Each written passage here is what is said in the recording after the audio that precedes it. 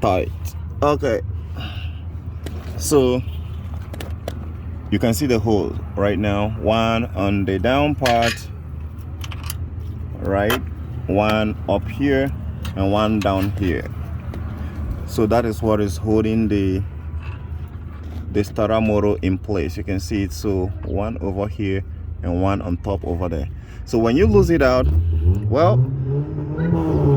you have not just you have just started the war,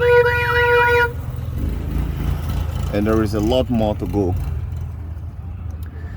and it's not often very simple. Now the next thing you want to do is you're gonna find a way to lose out the motor mount.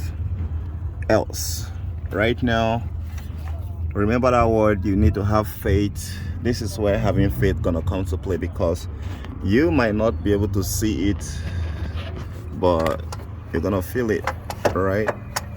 I'm trying to see. Okay, that's it there. I'm wiggling it there, but it's really hard to even capture it because I can't even hold my hand straight.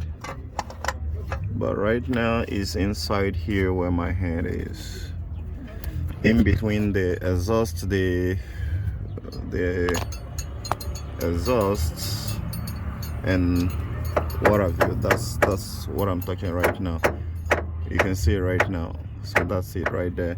So it will not come out until you lose out one of the motor mount, then jack the engine up, and trust me, you're gonna be losing the bottom pan. If they secured it with any bolts, you're also gonna lose it down. So it's a serious piece of, damn, where is this transmission fluid leaking from? I need to find out. The whole place here is running with oil, so where is it leaking from? So guys, that's how creepy it is to lose out the Kickstarter, the starter motor. So right now, as I've loosed the bolt, it's still stuck in there. It's stuck in there.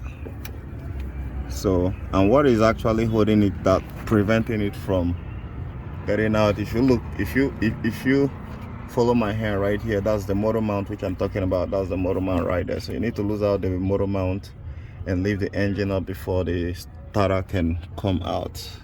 So guys, that's the much I can be able to share right now. Catch you guys later. Woo. Damn.